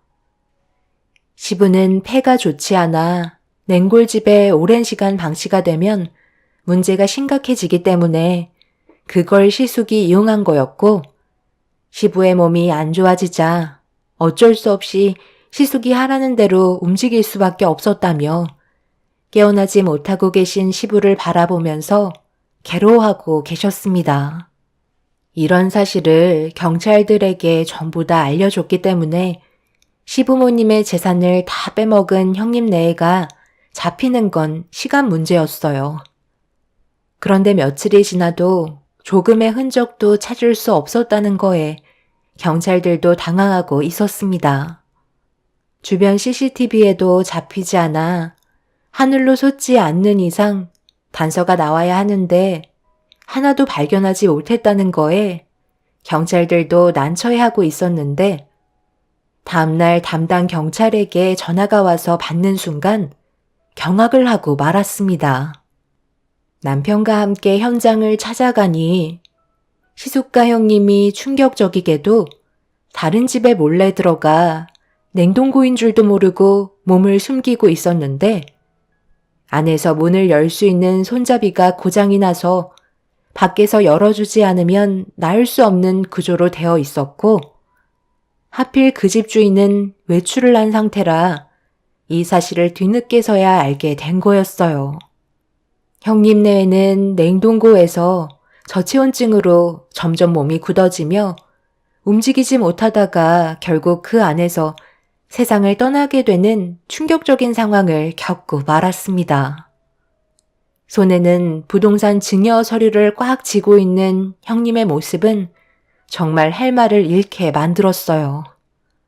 그런데 형님네가 세상을 떠난 뒤 알게 된 또 다른 충격적인 사실은 시숙이 운영하고 있던 사업이 분명 망했다고 들었었는데 알고 보니 아무 문제 없이 원활하게 운영이 되고 있었고 회사 직원들의 말로는 사업 확장을 이번에 크게 하려고 준비하고 있었는데 자금이 많이 모자라 방법을 찾다가 결국 15년 만에 시부모님께 모습을 나타낸 거였어요. 지나친 욕심이 결국 화를 불러일으키게 되는 충격적인 사건이었죠. 시부는 다행히 건강을 되찾으셨고 정상적인 생활이 가능해졌지만 마음이 많이 안 좋아 보였어요. 시부가 폐옥 냉골방에 갇히게 될 당시 시숙에게 한마디 하셨다네요. 노력 없이 결과물을 얻게 된다면 그에 따른 대가는 분명 따라온다고 얘기하셨지만 시숙은 시부의 말을 귀담아 듣지 않았네요. 결국 자신의 욕심을 채우려다가 돌이킬 수 없는 결과를 가져오게 되었죠. 형님네의 장례를 치르고 15년간 운영했던 회사는 앞으로 어떻게 해야 될지 고민을 하고 있는 중입니다. 세상을 떠난 형님네가 남기고 떠난 많은 재산은 저희 가족에게 오게 되었지만 불로소득이라 어려운 사람들을 위해 나라에 기부하기로 결정을 한 상태입니다. 형님네에는 냉동고에서 빠져나오지 못할 때 자신들의 잘못을 뉘우치고 있었을까요? 끝까지 손에 쥐고 있던 서류를 보면 눈을 감을 때까지 자신들이 무엇을 잘못했는지 모를 수도 있었겠다는 생각이 드네요. 참 안타깝기만 합니다. 그래도 두 사람 사이에 자식은 없어서 더 큰 불행은 펼쳐지지 않았네요. 앞으로 저희 가족의 삶에도 많은 변화가 찾아오겠지만 언제나 서로를 의지하고 더욱더 끈끈하게 지냈으면 하는 바람입니다. 제 사연을 들어주신 여러분들께서도 언제나 행복하시고 돈보다 가족을 먼저 챙기시길 바랍니다. 감사합니다. 안녕하세요. 저는 딸 하나 키우고 있는 40대 초반 여자입니다. 이런 경험을 해본 적이 없어서 현재 많이 힘든 상태입니다. 지금도 그 사람들을 보면 너무 화가 치밀어 올라요. 절대 사람이 해선 안 될 행동들을 저질렀기 때문이죠. 항상 저에게 많은 사랑을 줬던 남편이 제가 딸을 출산하고 나서부터 달라진 모습을 느끼게 되었어요. 저와 함께하는 시간보다 밖에서 보내는 시간이 많았었죠. 그런 부분들이 서운하게 다가와 몇 번 얘기를 한 적이 있었어요. 회사 생활 제가 모르는 것도 아니고 어떻게 돌아가는지 전부 다 알기 때문에 집에 들어오는 시간까지 파악하고 있는데 집으로 곧장 들어오지 않고 꽤 늦은 저녁이 돼서야 눈치 보며 들어오곤 했었죠. 왜 이렇게 늦었냐고 물어보면 회사 사람들과 술 한잔 걸쳤다고 변명하지만 평상시에 느꼈던 모습과는 많이 달랐습니다. 이런 일들이 계속해서 반복이 되니 좋은 말이 나가지 않았어요. 그래서 분유 먹고 자고 있는 딸을 확인하고 남편과 진지하게 대화를 이어나가기 시작했습니다. 결혼을 하고 아이가 태어났는데 가정보다 회사 사람들이 더 우선인 것 같아 이런 점들이 마음에 안 들었어요. 반대로 남편은 자기를 이해해주지 못한다면서 오히려 큰 소리치며 저한테 화를 냈습니다. 회사 생활 안 해본 사람처럼 얘기하면 어쩌자는 거야? 나는 뭐 이런 생활이 좋아서 늦은 시간까지 밖에 있다가 온 줄 알아? 당신이 그런 거 조절할 수 있는 위치잖아. 내가 봤을 때 그건 핑계 같은데? 원래 모임 같은 거 좋아했었고, 사람들과 술자리 가지는 거 빠지지 않고 참석하려는 거 잘 알고는 있었지만, 그래도 나 이제 출산한 지 몇 달 되지 않았고, 요즘 당신 때문에 스트레스를 많이 받았는지 전량이 줄어서 애가 부족한지 계속 보채길래 분유로 배 채워주고 있는데 지금 어떤 상황인지 알려고 하지도 않잖아. 현관 앞에 분유통은 쌓이고 있는데 한 번도 신경 쓰지 않는 게 말이 된다고 생각해? 바쁘다 보면 못 볼 수도 있는 거지. 왜 그거 가지고 그래? 벌써부터 분유를 먹일 정도면 몸에 문제 있는 거 아니야? 산부인과에 찾아가 검사를 받아보던지. 아니면 밤량을 늘려서 젖을 돌게 만들면 되잖아. 분유값 한두 푼도 아닌데 해결 방법을 찾아보려 하지도 않고 무턱대고 분유 사서 먹이면 어쩌자는 거야? 내 말이 틀렸어? 당신 말 참 웃기게 한다. 분유값 한 번이라도 줘봤어? 돈도 따로 관리한다고 생활비는 그동안 내가 벌은 돈으로 사용하라고 말하는 당신이 그런 말 하는 건 문제가 있는 거 아니야? 계속 이런 식으로 행동하면 나도 더 이상은 못 참아. 남편은 술이 꽤 취해 있는 상태라 제대로 된 대화를 이끌어갈 수는 없었지만 그래도 다음부터는 신경 쓰겠다는 말에 참고 넘어갔어요. 하지만 며칠 못 가서 남편은 또 다시 똑같은 생활을 반복하는 모습을 보여주고 있었죠. 태어난 지 몇 달 되지 않은 딸 제대로 안아준 적도 없었으면서 무리한 요구를 하는 것도 아닌데 가정에는 신경조차 쓰지 않는 모습이 저를 더욱더 화나게 만들었어요. 참고 또 참았다가 저 또한 감정이 터지게 된 터라 남편과 언성을 높이면서 싸우게 되었죠.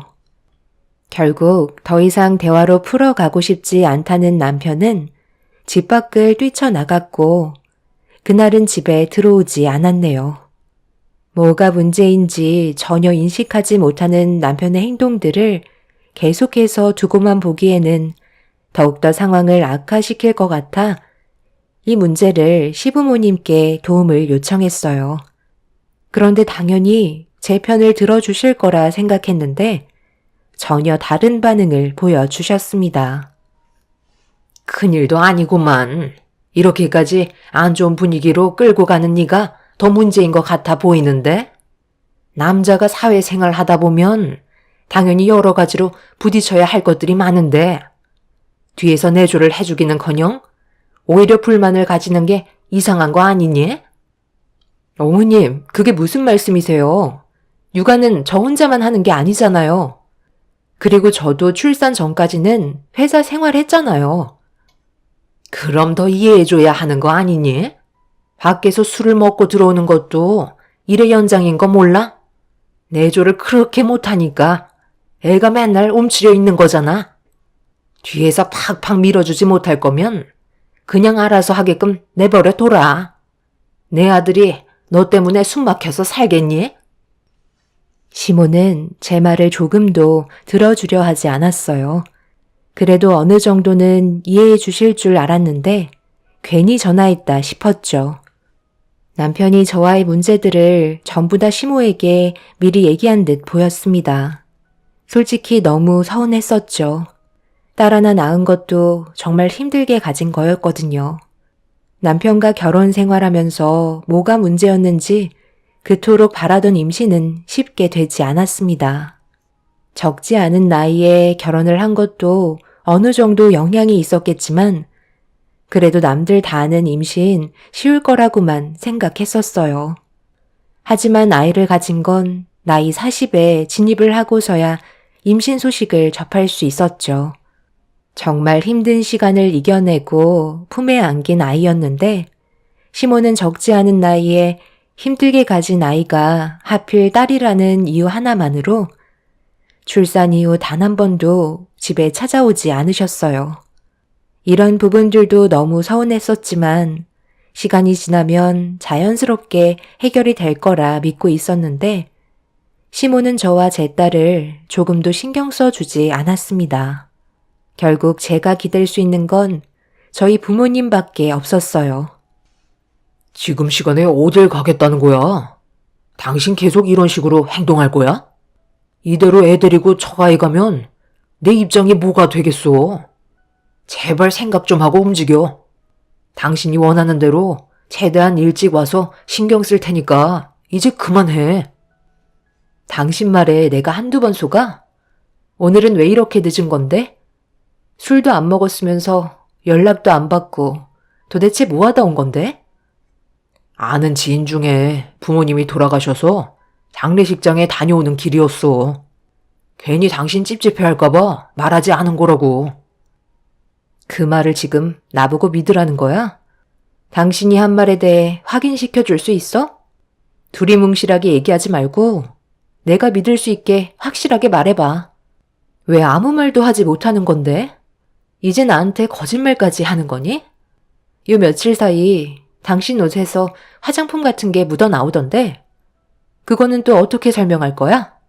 아무리 회사 사람들이나 지인들끼리 술자리를 가진다 해도 셔츠나 정장에 화장품이 묻어오는 일이 반복되는 건 당신이 지금 나 몰래 다른 여자를 만나고 있다는 거 아니야? 그게 지금 무슨 뚱딴지 같은 말이야. 내가 뭘 여자를 만나?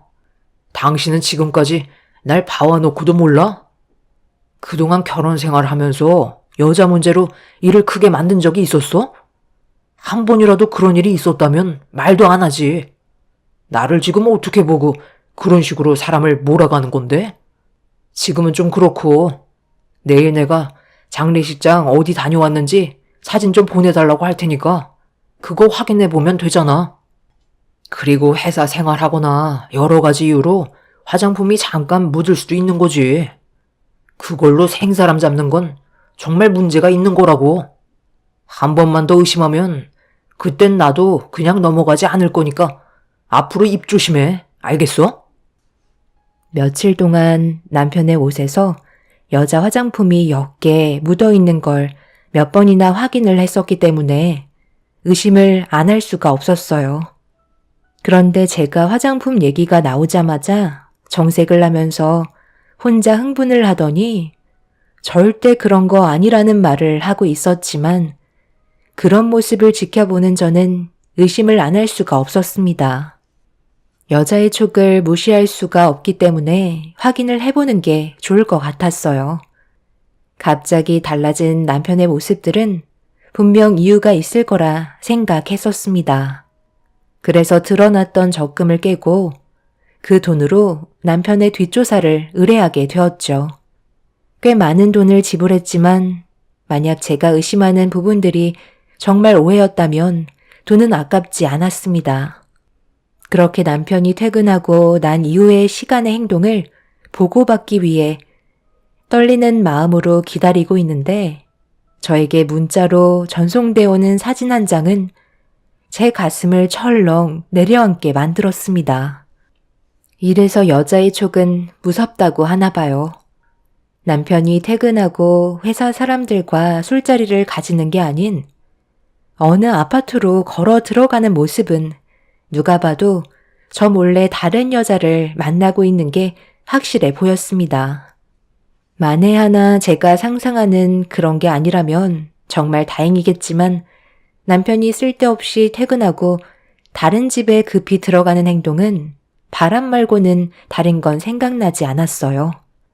저와 비슷한 경험을 해보신 분들은 아시겠지만 배우자가 바람을 피우고 있다는 느낌을 받게 되거나 현장을 목격했을 때 오게 되는 정신적 충격은 상상 이상이었습니다.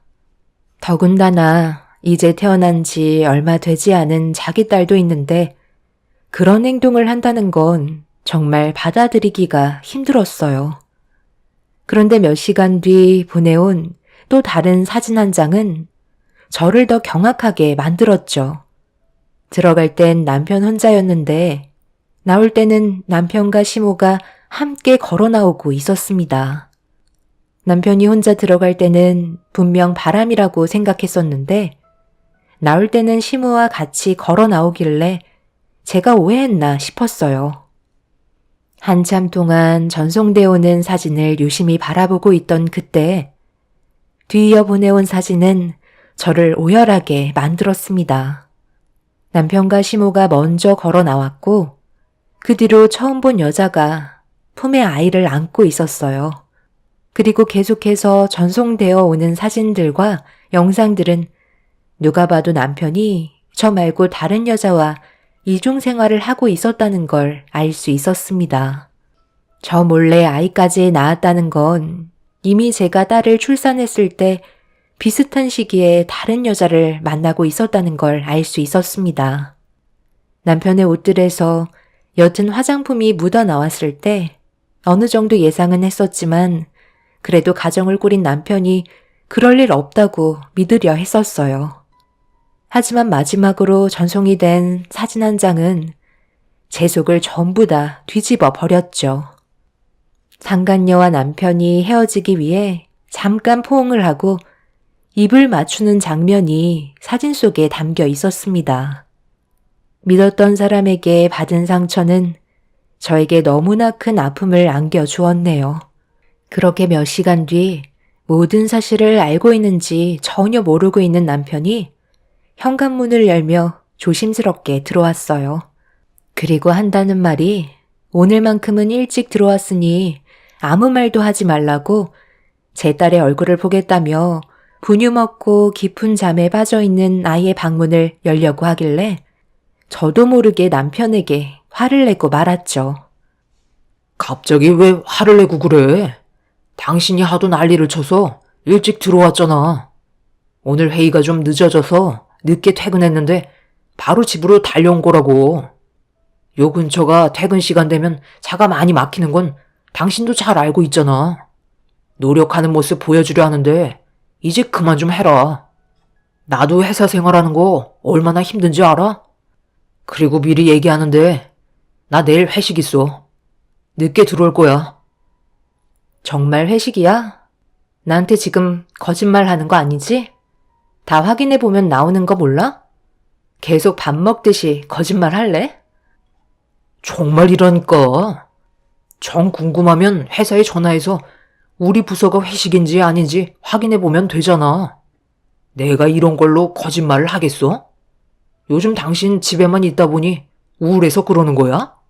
상당히 예민해져 있는 것 같아. 이번 주말에 바람 좀 쐬러 갈까? 쓸데없는 말 하지 말고 들어가 잠이나 자. 그리고 당신 나한테 숨기는 거 조금도 없어? 모든 것들이 정말 떳떳하냐고 묻는 거야. 내 가슴에 손을 얹고 맹세할게. 숨기는 거 조금도 없고 나는 당신한테 모든 것들이 전부 다 떳떳하다고 말할 수 있어. 뭐 잘못 먹은 거 아니지? 하루 이틀 얼굴 보는 것도 아닌데 요즘 들어 당신 행동이 오히려 나는 더 걱정이 되는데? 끝까지 거짓말하는 남편을 보고 저는 더 이상 미련 없이 갈라서기로 마음을 먹게 되었어요. 마지막으로 기회를 줬었는데 남편은 제가 하는 말이 어떤 뜻인지 전혀 이해하지 못하고 있었습니다. 그날 이후 남편을 절대 용서해 주고 싶지가 않아 제가 할 수 있는 선에서 모든 걸 다 동원해 남편을 무너뜨리고 싶었어요. 그렇게 하나하나 이혼을 준비하고 있는데 남편이 상간녀와 따로 만나 대화를 주고받는 장면이 저에게 전송이 되었고 결정적인 증거물을 확보할 수 있었습니다. 내일부터 회사로 출근을 하겠다고? 몸이 전부 다 회복이 된 거야? 안 그래도 어제 장모님께서 하루빨리 당신이랑 합치길 원하고 계셔. 지금 이 상황을 상당히 불안해 하시더라고. 그래서 조만간 정리할 거라고 얘기했으니까 당신도 너무 불안해 하지 마. 우리 엄마가 아들 낳아줘서 고생했다고 이거 장모님이랑 당신 필요한 데 쓰라고 주셨어. 별거 아니니까 부담 갖지 말고 가방에 넣어놔. 육아 스트레스도 좀 풀 겸 백화점 가서 장모님이랑 쇼핑이라도 하던지. 부족하면 언제든 또 말해. 어머, 이게 얼마야? 5천만 원이잖아. 어머님이 정말 이 큰 돈을 주셨단 말이야? 앞으로 아들 하나 더 안겨드려야겠는데. 그리고 회사에서도 내가 입사한 지 얼마 안 돼서 갑자기 이런 일이 생겨서 그런지 좋은 시선을 받지 못하는 것 같더라고. 그래서 일단 회사로 출근하는 게 좋을 것 같아. 자기는 최대한 빨리 정리를 해줬으면 좋겠어. 회사에서 이런 사실을 알게 되면 좋을 거 하나 없잖아. 엄마가 불안해하는 것도 그런 것들이야. 한 번 소문나면 걷잡을 수 없을 정도로 일이 커지게 되는 거잖아. 나 못 믿어? 당연히 내가 그런 것들은 너한테까지 영향이 가지 않게 모든 걸 내 손에서 전부 다 처리하지. 걱정하지 마. 남편과 상간녀는 카페에서 단둘이 만나 앞으로의 계획을 세우고 있었습니다. 본처가 두 눈 시퍼렇게 뜨고 지켜보고 있다는 걸 전혀 알지 못하는 두 사람을 절대 용서해주고 싶지 않았어요. 그날 이후 심부름 센터에서 더욱더 많은 돈을 지불하고 최대한 디테일한 증거물들을 요구를 하게 되었네요. 시모는 딸을 낳은 저에게 제대로 된 사랑 한 번 준 적도 없었으면서 상간녀인 젊은 여자한테는 아들을 안겨줬다는 이유 하나만으로 5천만 원을 거침없이 남편을 통해 찔러주는 모습들이 남아있던 전까지 떨어지게 만들었습니다. 그렇게 하나둘 남편과 함께 했던 것들을 정리하고 있는데 남편이 집에 들어왔어요. 당신 지금 뭐 하는 거야? 짐 정리를 왜 하고 있는 건데? 어디 가려고 하는 거야? 서윤이가 안 보이네. 장모님 댁에 보냈어? 아무래도 부모님의 도움을 받는 게 좋을 것 같아서 이제 모유도 안 나오고 분유로만 먹이고 있는데 언제까지 집에 있을 수는 없잖아. 나도 이제 회사로 복귀해야지. 내일부터 출근하기로 벌써 말 다 해놨어. 여기에 있는 물건들은 부모님께서 사용하셔야 하니까 정리하고 있는 거야. 계속 쉬고 있는 것도 눈치 보이고 요즘 다 이렇게 하잖아? 당신 표정이 왜 그래? 내가 회사 복귀하는 게 싫어? 아니, 싫은 게 아니라 나는 당신 힘들까봐 그러는 거지. 지금 한창 아이 때문에 정신 없을 때인데 좀 더 시간을 두고 움직이는 게 내가 봤을 때 좋을 것 같은데? 그러지 말고 쉴 때 좀 더 쉬는 게 좋지 않겠어? 어차피 육아휴직 아직도 많이 남았잖아. 부모님이 도와주신다고 하셨어. 회사에서도 나를 필요로 하고 있는데 언제까지 쉴 순 없잖아? 이미 결정한 건데 내가 회사에 가면 안 되는 이유라도 있는 거야? 당신 나한테 말 못한 거 있어? 회사에 나 모르게 다른 여자라도 심어놨나 봐? 또 그 얘기야? 나를 뭘로 보고 계속 그런 식으로 의심하면서 몰아가는 건데. 당신 하고 싶은 대로 해. 나는 피곤해서 먼저 들어갈게. 남편의 떨리는 목소리에서 모든 걸 알 수가 있었어요. 분명 급하게 방에 들어간 것도 이런 사실을 상간녀에게 알려주기 위해 들어간 거였겠죠. 어차피 모든 게 밝혀질 텐데 저에게 안 걸리려고 발버둥 치는 모습이 불쌍하기만 했네요. 그런데 작은 방에서 잠 한숨 못 자고 누워있는데 동이 트자마자 남편이 현관문을 열고 밖으로 나가는 소리가 들리더군요. 분명 상간녀가 출근한다고 했으니 함께 가려고 집에까지 마중 나가려고 움직인 거였겠죠. 그리고 제가 출근한다는 말에 최대한 티 안 나게 행동하려고 서로 입을 맞춘 뒤 계획을 세우려는 게 두 눈에 뻔히 보였습니다. 더 이상 실망할 것도 없어서 남편의 행동들에 아무런 감정도 느껴지지 않았어요. 그렇게 회사에 도착해 그동안 밀려있던 일들을 처리하면서 시간을 보내고 있는데 남편은 제가 일하고 있는 부서로 단 한 번도 찾아오지 않더라고요. 그런데 남편과 저와의 사이에 문제가 생겼다는 걸 저희 부서 직원들이 대충 알고 있었는지 제가 회사에 없었던 기간 동안 남편의 행동이 어떠했는지 얘기해주고 있었습니다. 새로운 신입이 남편 밑으로 배정이 되었는데 둘이 상당히 가까워 보였고 화장실 가는 시간 빼고 모든 걸 같이 했었다며 회사에서 누가 봐도 서로 연인 사이 같아 보이는 모습에 저희 직원들도 많이 당황해했던 걸 알 수 있었네요. 제가 없는 시간 동안 남편은 벌써 새로 들어온 여자와 갈 때까지 간 사이가 되어버렸던 거죠. 직원들도 눈이 있기 때문에 안 보는 척해도 전부 다 똑같이 느끼고 있었습니다. 저도 이미 이런 사실을 알고 있었기 때문에 크게 동요되지 않고 할 일을 하면서 시간을 보내던 도중 볼일을 보려고 잠시 화장실에 들어가려는데 때마침 나오는 상간녀와 눈을 마주치게 되었어요. 그런데 저를 바라보고 있던 시선이 제 속을 부글부글 끓게 만들었어요. 위아래로 훑어보면서 상당히 불편한 시선으로 저를 쳐다본 뒤 자기 부서로 걸어가고 있었습니다. 기분이 상당히 안 좋아진 저는 상간녀를 불러 세웠어요. 신입이라고 들었는데 아무리 부서가 달라도 회사 상사한테 당연히 인사해야 되는 거 아닌가? 요즘 신입들은 개념을 밥 말아먹었나? 아, 네. 안녕하세요. 저는 다른 부서와는 별로 입을 섞고 싶지 않아서요.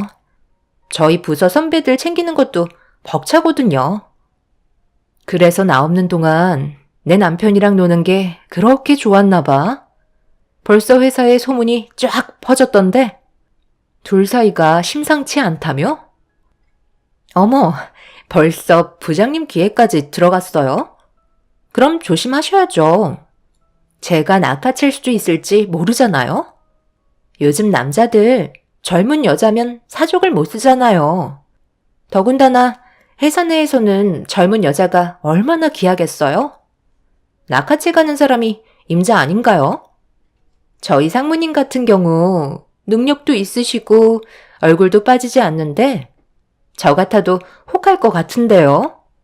더 할 말 없으시면 이만 가보겠습니다.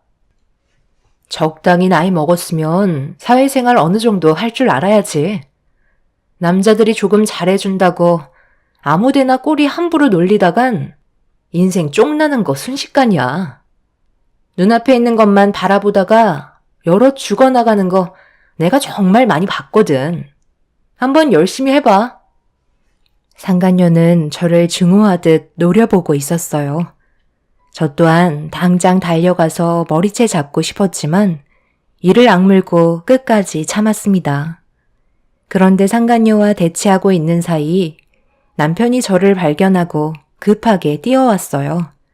그런데 제가 아무것도 하지 않았는데 상간녀를 자기 몸 뒤로 이끌더니 보호해주려는 듯한 행동을 제 앞에서 보였습니다. 남편 몸 사이로 고개를 내민 상간녀는 자기가 이겼다는 듯한 눈빛으로 남편의 팔짱을 끼며 온갖 애교를 부리면서 일하는데 문제가 생겼다고 남편을 끌고 부서로 데리고 들어갔네요. 그리고 그 모습을 저뿐만 아니라 저희 부서 직원들이 전부 다 보고 있었습니다. 그때 받았던 치욕은 아직까지도 잊을 수가 없을 정도로 엄청난 충격을 받았었죠. 그래도 회사 내에서 제가 본처인데 상간녀를 감싸는 남편을 보고 있으니 더 이상은 안 되겠다 싶었습니다. 그래서 퇴근하고 이혼 서류를 테이블에 올려놓은 뒤 남편에게 할 말이 있다며 최대한 빨리 집에 오라고 문자를 보냈습니다. 좀 전에 있었던 일들에 대해 심각성을 느낀 남편이 오랜 시간 걸리지 않고 집에 들어오길래 테이블에 올려두었던 이혼 서류를 보여줬습니다.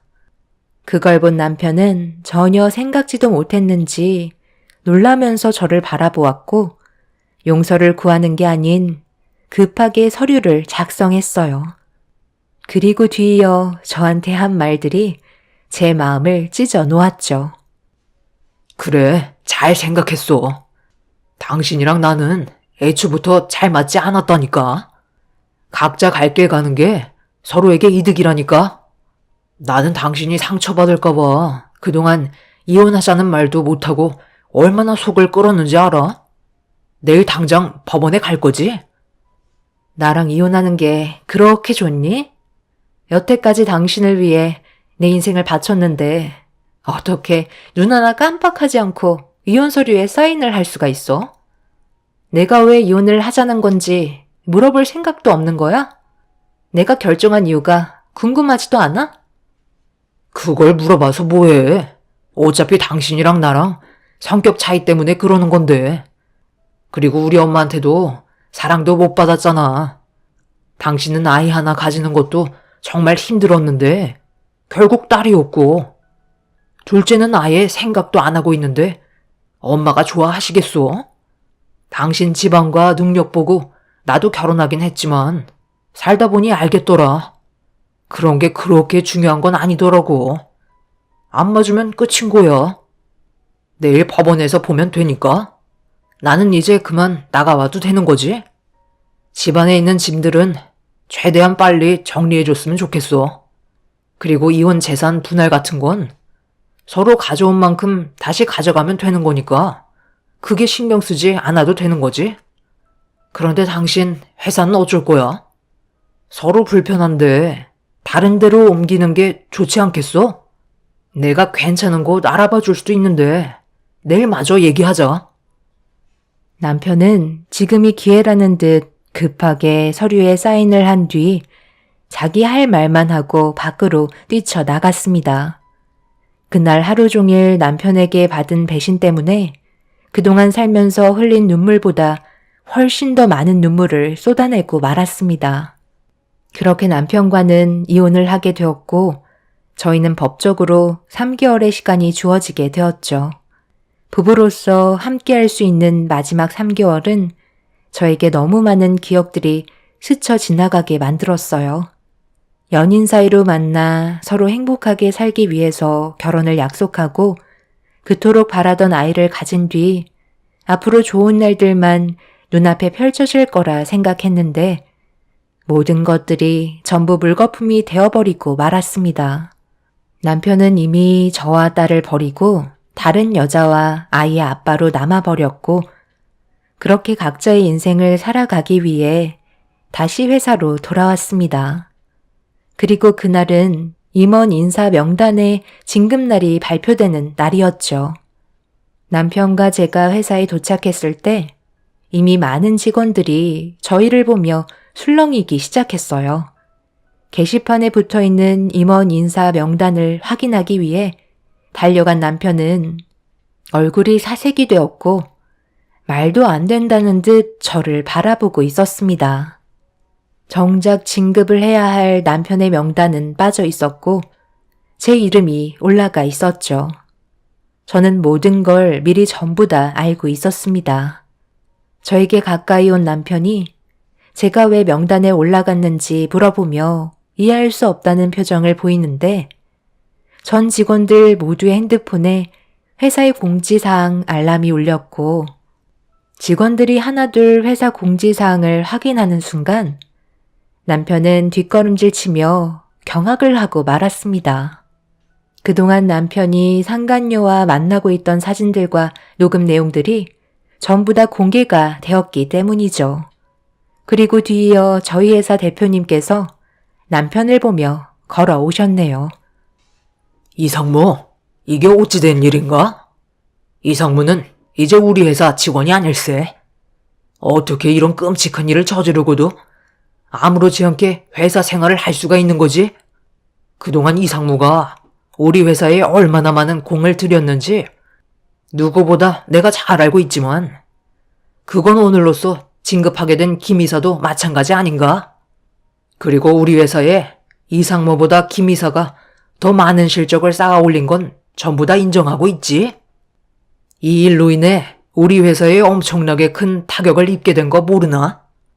이상무를 믿고 거래하겠다던 투자자들이 이런 민낯을 보고 전부 다 등을 돌렸고 그에 따른 막대한 손해를 입게 되었네. 법적으로 이상무에게 그동안의 노력들이 전부 다 물거품이 되었으니 그에 따른 손해배상이 들어갈 걸세.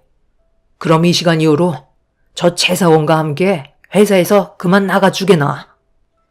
대표님, 제가 전부 다 바로잡을 수 있다고요. 거래처 분들과 다시 한번 만나게 해주세요. 이대로 저를 내치시면 정말 후회하신다는 거 몰라요? 여기 회사 말고도 저 스카우트 하겠다고 연락 오는 거 잘 알고 계시죠? 이런 저를 내치신다고요? 내가 그래서 이상무가 앞으로 이쪽 계통에서 발도 못 붙이게 전부 손을 써놨네. 지방 쪽이야 일자리를 구할 수 있겠지만 자네가 들어가려는 회사는 이미 나와 오랜 기간 함께 해온 동업계 파트너라는 거 모르나? 그쪽 대표들과 함께 알고 지낸 지 30년이 넘었는데 내가 중요하겠나? 자네 같은 쓰레기가 중요하겠나? 자네의 스펙 정도는 대한민국 천지에 널려 있네. 대충 알아먹었으면 그만 나가보게. 남편은 절대 나갈 수 없다며 그 자리에서 무릎을 꿇었어요. 그만큼 회사에 대한 애정을 누구보다 많이 쏟았기 때문에 눈앞에 펼쳐진 상황들은 남편에게 충격을 안겨주었죠. 그리고 남편 옆에 상간녀도 똑같이 무릎을 꿇고 대표님에게 용서를 구했지만 이미 엎질러진 물은 주워 담을 수 없었죠. 그리고 저 또한 남편을 상대로 이혼 위자료와 함께 상간녀 소송을 진행했고 두 집안은 난리가 나고 말았습니다. 저한테도 위자료를 줘야 하지만 문제는 대표님이 남편과 상간녀에게 회사의 손해에 대한 막대한 금액을 손해배상 청구를 하면서 그동안 쌓아왔던 것들이 한순간에 무너질 위기에 처하게 되었죠. 남편이 힘들게 영업을 해서 연결하게 된 투자자들이 남편의 행동을 보고 회사에 대한 이미지와 내부에서 일어나는 문제들로 인해 믿고 투자할 수 없다며 등을 돌려버린 건 상당히 큰 문제였어요. 그만큼 저희 회사 측에서도 그동안 쏟아부었던 시간들과 금전적인 부분들이 상당하기 때문에 남편은 감당하기 힘들 만큼 상황은 악화가 되었죠. 그렇게 저는 3개월의 숙려 기간이 끝나고 완전한 남이 되었습니다. 눈앞에 있던 남편과 상간녀의 머리채를 잡고 싶었지만 그 사람들과 똑같은 수준이 되고 싶지 않았습니다. 하지만 저희 집에까지 찾아온 시댁과 상간녀의 집안은 선을 넘어 사람이 해선 안 될 행동을 저질렀고 그로 인해 충격적인 결과가 눈앞에 펼쳐지고 말았네요. 곱게 너 혼자 갈 것이지. 내 아들과 새아가를 잘 다니고 있던 회사에서 내쫓은 것도 모자라. 엄청난 금액의 손해배상까지 떠안게 만들어? 네가 그러고도 무사할 줄 알았니? 당장 가서 너희 회사 대표에게 한 번만 기회를 달라고 설득시켜라. 위자료까지 받았으면 된 거 아니야? 우리 집안 망하는 걸 그렇게 보고 싶은 거니? 내 아들도 그동안 너한테 했던 행동들에 대해 충분히 잘못을 뉘우치고 있으니까 이번 일만 조용히 넘어가게 네가 잘 좀 얘기해 주래도. 그 정도는 할 수 있잖아. 그래도 나는 당신이랑 좋았던 날들을 잊지 않았는데 당신은 어떻게 이렇게까지 밀정할 수가 있는 거야? 저한테 찾아와 봤자 소용없어요. 이제 와서 뭐 어쩌자는 건데요? 당신들이 저지른 일에 대해 그만한 대가를 치르는 건데 용서를 해달라고요? 본인들이 직접 가서 손이 발이 되도록 싹싹 비르세요. 회사에서 쫓겨나서 손해배상 떠하는 건 두렵고 저한테 그동안 했던 행동들에 대해서는 아무렇지도 않나요? 더 이상 상대하고 싶지 않으니까 그만 돌아가세요. 저는 당신들처럼 하찮은 인간이 아니기 때문에 많이 참고 있는 거라고요. 한 번만 더 우리 집에 찾아오는 날에는 그땐 저도 그냥 넘어가지 않아요. 여자 구실을 못하니까 버림받은 걸 가지고 지금 누구한테 소리를 지르는 거야? 오늘 끝까지 가보자고.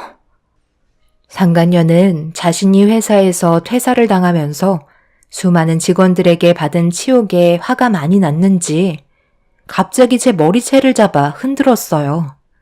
저도 결국 참았던 분노를 터뜨리게 되었고 양가 집안은 난리가 나고 말았죠.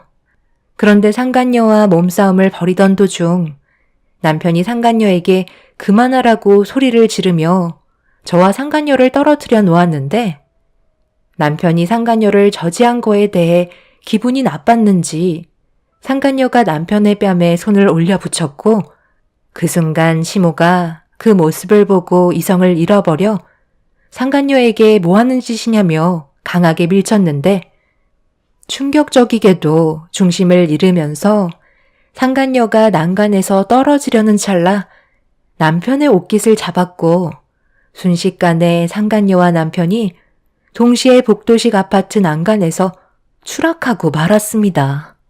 복도에서 시댁 사람들과 상간녀 집안 사람들까지 우르르 몰려와 있었기 때문에 비좁은 틈에 워낙 순식간에 벌어진 일이라 아무도 손을 쓸 수가 없었고 두 사람 다 깨어나지 못하고 있었죠. 시모는 넋이 나간 상태로 그 자리에 주저앉았고 상간녀의 부모는 떨리는 손으로 119에 도움을 요청하고 있었어요.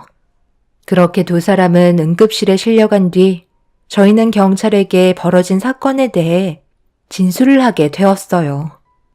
시모의 행동으로 문제가 생긴 거기 때문에 저는 금방 나을 수 있었지만 시모는 추가적인 조사 진행이 이루어졌습니다. 그날 이후 남편과 상간녀의 몸에 문제가 생겼고 남편은 허리를 크게 다치는 바람에 전신에 마비가 오고 말았습니다. 상간녀는 양쪽 다리에 신경을 잃어 평생 휠체어 신세를 져야만 하는 끔찍한 사건이 벌어지고 말았네요. 본인들의 행동들이 얼마나 끔찍한 일들을 저지르게 만들었는지 보여주고 있었습니다.